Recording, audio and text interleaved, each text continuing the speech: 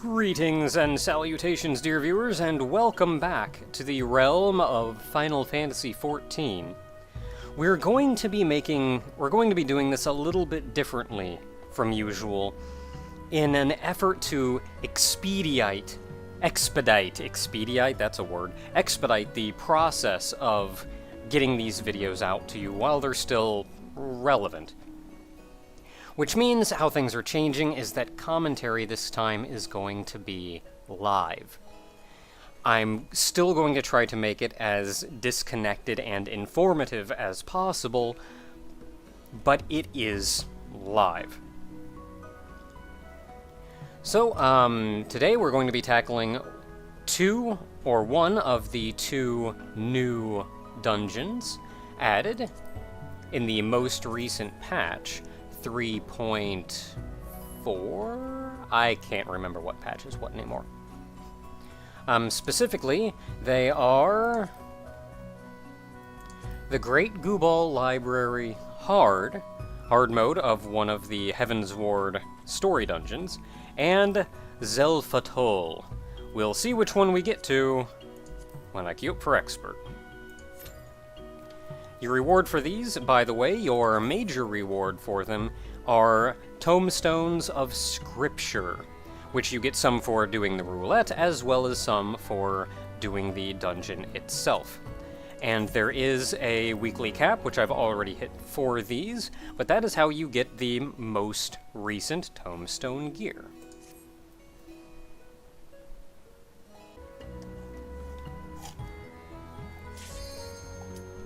And we're good to go. Little surprising, jumped from number 17 in the queue to number 1.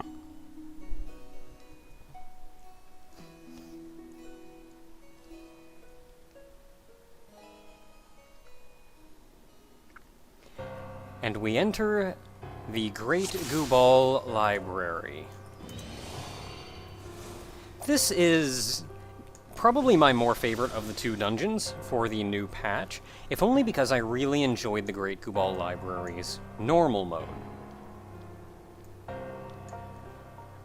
And I was very sad that we didn't get to see more of it, if only because since it was one of the main stories, or one of the main story dungeons, there was no real reason to play it more than a handful of times. So there's two poles here right at the beginning that you can grab and drag to each other. They are a distance away from each other, but you can do it, letting you AoE down a good 6-7 enemies. Of them, you see the Bibliophobe, the Spine Breaker in there, as well as the Bibliolater. None of these really do anything too terribly dangerous that we haven't seen already, so you can simply AoE them down as anyone would.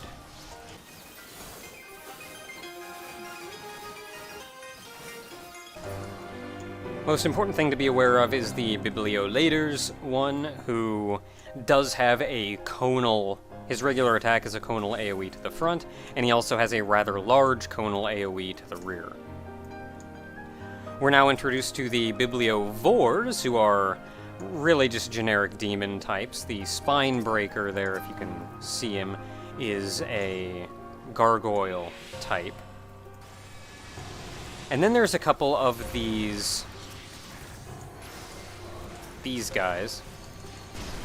The Babolus, two of them, and the High Babolus, who have been taunting us since the beginning of the dungeon.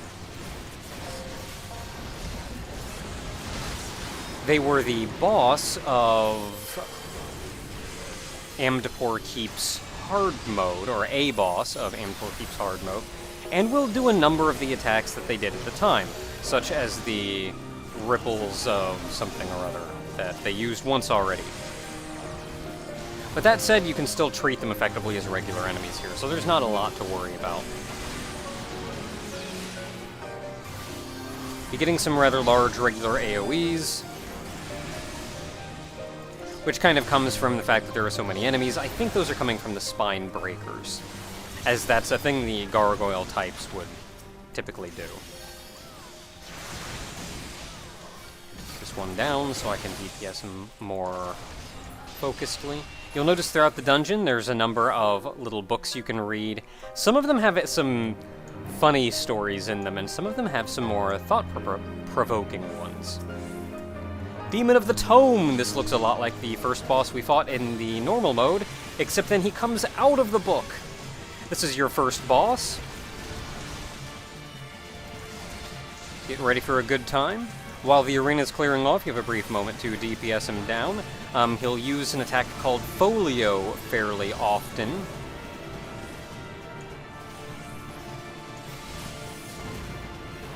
What Folio does is it summons a book, as you saw. There will be an AoE marker for that, so you can, for the most part, just keep your eyes open and dodge. Folio will summon several different kinds of books, such as we see that large one there in the middle, and then we see a smaller one off to the side. When you see the smaller one off to the side, it'll be followed by the AoE there, not pushing you towards the middle, so make sure to squeeze into the center.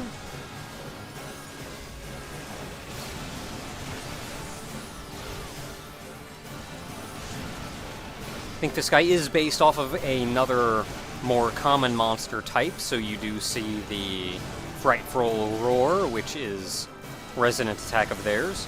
Now another Folio coming down, and we see the books coming down as such. The land on the edge, not really do much. And then slide towards the middle. Again, you're seeing AoE markers for everything, so just keep your eyes open, don't stand in things.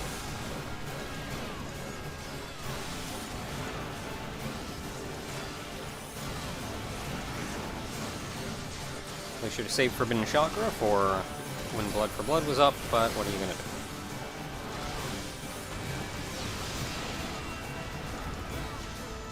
At this point, we've seen most all of the attacks that he's going to do, and I believe he's just going to repeat his tactics until the end of the fight.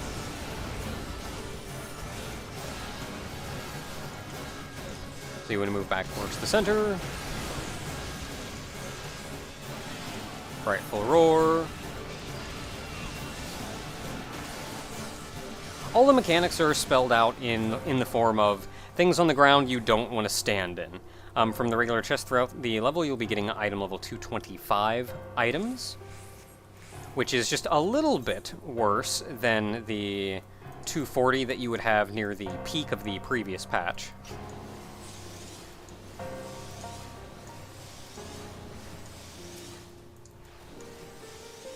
Once again, grabbing a couple enemies. We'll see there's the Bibliophagiste. Enchanted inkhorns, tiny little inkhorns that look kind of neat. The second pull that we're grabbing to mix in with the first one here are the fire elementals as well as the ogre-looking guy.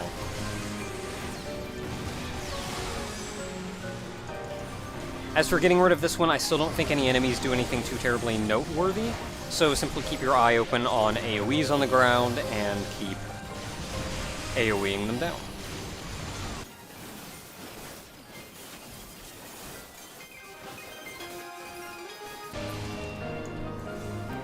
With the fire elementals and the biblioclast cleared, the fire goes away. In the room on the side, there's a treasure coffer, another book you can read.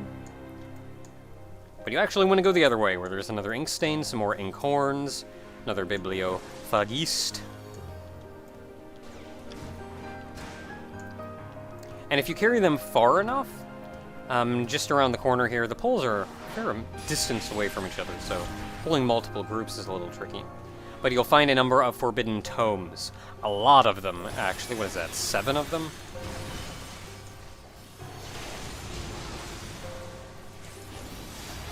But as usual, there's so many bibliotomes, and you would normally be fighting them all at once anyway, so none of them are terribly threatening. But it's the same deal as always, where keep your eye open for AoE markers on the ground, and otherwise there's not a lot going on here that's of too terribly much concern.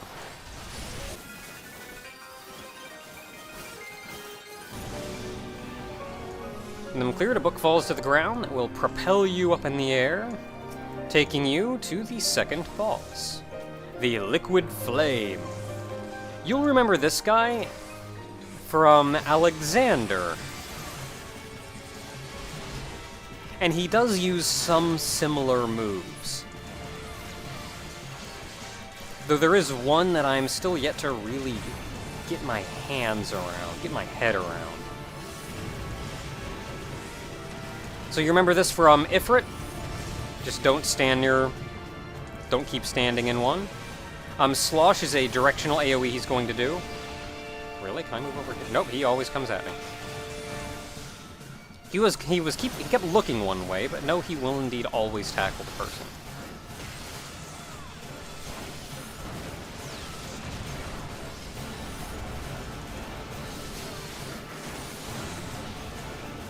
As he did in Alexander, he does change forms. He's got 3 to choose between, and he's moved to the Liquid Flame. Now, the big move that this one does is a Pharaoh Fluid. So remember, opposites attract, likes repel. Except it didn't for some reason. I saw the element over him. No, opposites attract. I'm just stupid. That's what the problem is. You did see an element over him, which is something that I hadn't really been able to see before. So opposites attract. No, likes repel, likes repel, likes repel.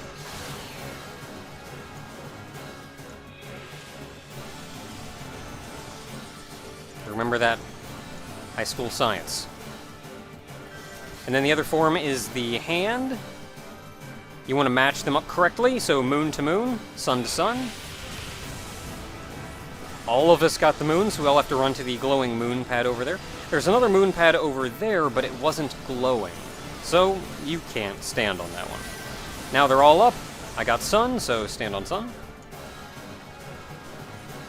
This is a pretty simple mechanic, really. Just match what you have to what you see. And you generally want to move as quickly as possible. Don't try to squeeze in any extra moves. And that is the whole fight. After a time, that's pretty much everything the Liquid Flame will do in hand form. Now it's changed out of tornado form. It'll eventually change back to the humanoid form and repeat its moves. Another 225 helmet. I don't have any use for. And we move into the third and final leg of the dungeon.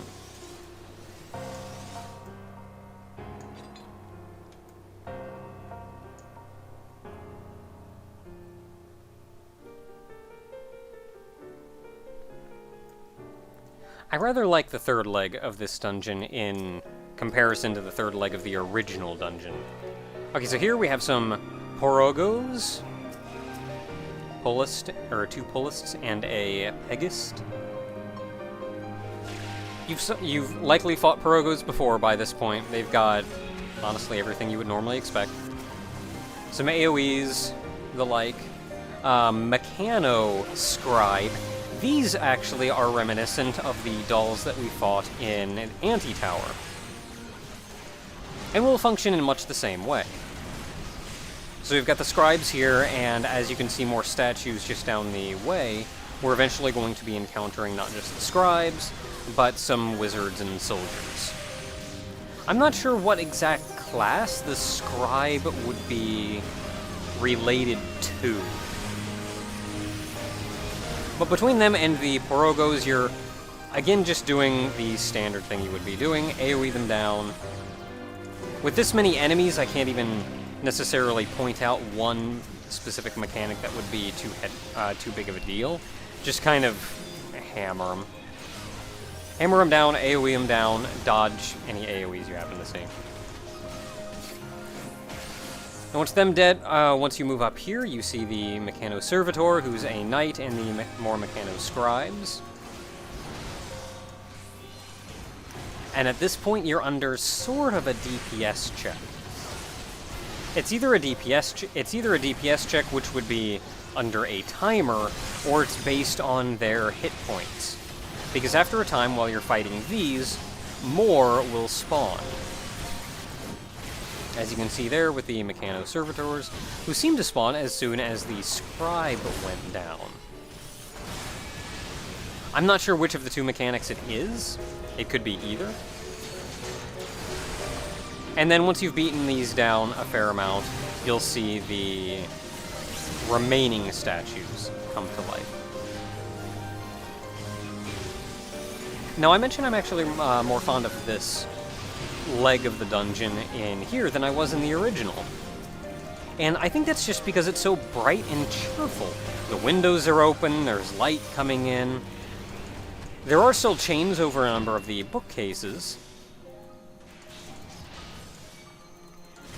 And I think it's neat that those chains actually go away as you defeat the enemies.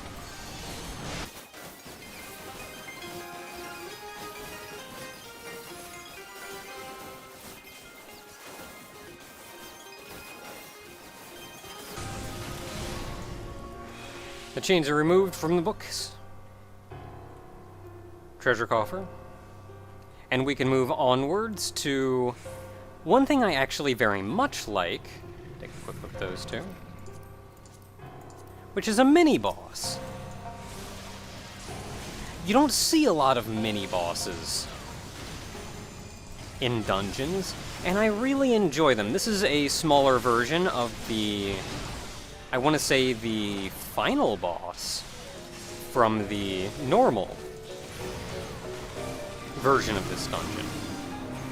But I really like mini-bosses because it helps mix things up. It's not just pull, pull, pull, boss, pull, pull, pull, boss, pull, pull, pull, boss. So being a small version of that boss, you can do a couple things that that boss can, but for the most part, there's not a lot to worry about. You get vulnerability up debuffs as the fight goes on, so you want to kill him before you're taking too much damage. Because of course his attacks are going to hurt more and more as the fight goes on.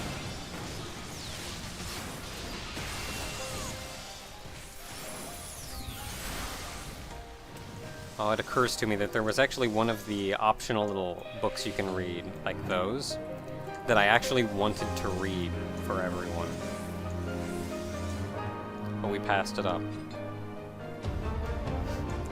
And we come to the boss. Strix.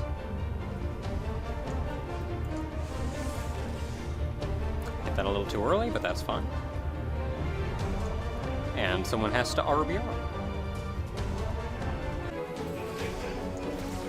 We're back and ready to go!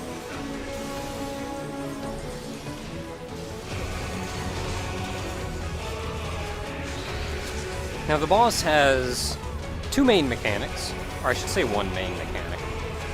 He does check out whenever he's going to prep for a new sequence of mechanics. And you see these AoE circles appear around the outside of the room. Different AoEs will appear at different times. You never want to stand in them at the start. However, an effect will always appear after they're done. What you saw there is a levitate effect, which you may recall seeing from Labyrinth of the Ancients. Circus Tower, specifically. And then he started doing Quake, so you knew to jump into those AoEs for that. Now we see on the properties of Darkness 2, there's nothing you can do about that. It's going to be raid-wide AoE, simply stand in it and keep fighting. Or simply take it and keep fighting. On the property of Tornadoes, get in the black. It puts weight on you, which means you will no longer be thrust into the air by the tornado.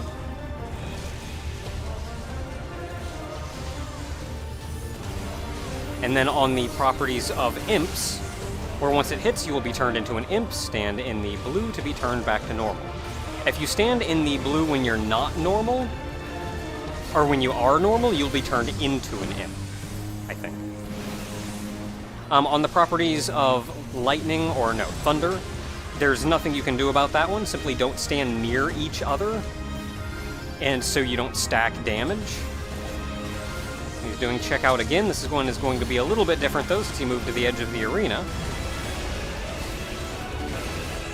As he's summoning Behemoth.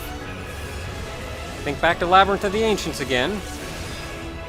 Don't stand in the AoEs so you don't get hit by meteors. Watch the large marker coming down. And then you'll want to come over and stand behind the meteor. You'll see the marker. This is 10 seconds until meteor impact. And just like in Labyrinth of the Ancients, a meteor will come down on Behemoth's location, and you have to stand behind the meteors in order to avoid damage from it. At which point, Behemoth goes away. And at this point, we're kind of going through all the mechanics again.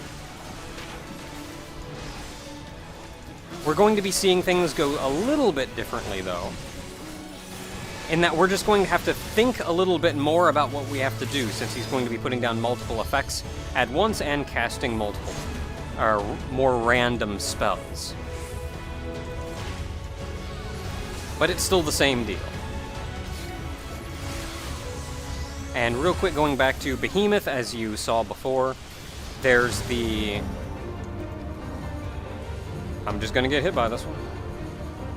Stand out here. That hurt. Ow, man, that laid me out. Don't be an imp.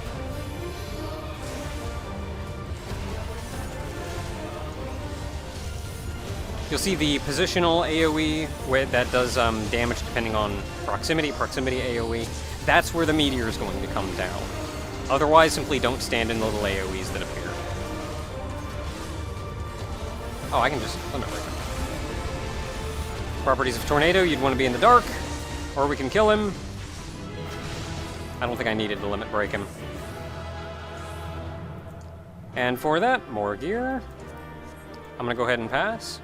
And I'm actually going to sprint my way back, because there's one book in particular I wanted to show everybody. If I can actually make my way back to it. There it is, Proceedings of the Council of Magi. So this is effectively the accounts of a meeting the Magi had ages ago when this library was active and being used. So specifically, they're speaking of the names of healing spells. They mentioned Curaga, Curago, Curaza, Curaja, Curagura, which are actually all various forms of the names of cure spells that have happened throughout Final Fantasy history. Going back to Final Fantasy I, it seemed almost every game had a different nuance for the different names of the different spells. And here you can see they're actually speaking about the various names for various spells and saying, this just got really complicated. And we've decided, instead of going with these various nuanced naming conventions, we're just gonna go with Cure 1, Cure 2, Cure 3, Cure 4. And as such, we learn why all the spells in this game, instead of going with the previous naming conventions that have come up with, went strictly with a numbered system. There's lore! I think that's cool. Personally, I've always been fond of a combination of the two, I suppose you could say. I like numbers for simply more powerful spells, but then I prefer different named endings for different functions of spells. Something like a Curaga, that would be an AoE cure, whereas Cure 2 would simply be a more powerful Cure 1. That was very soon after you fought the second boss, but that is the end now of... What dungeon are we in again? Doesn't matter. The Ancient Library. We can now head back, head out, and until next time, everyone, when we tackle the second of new dungeons.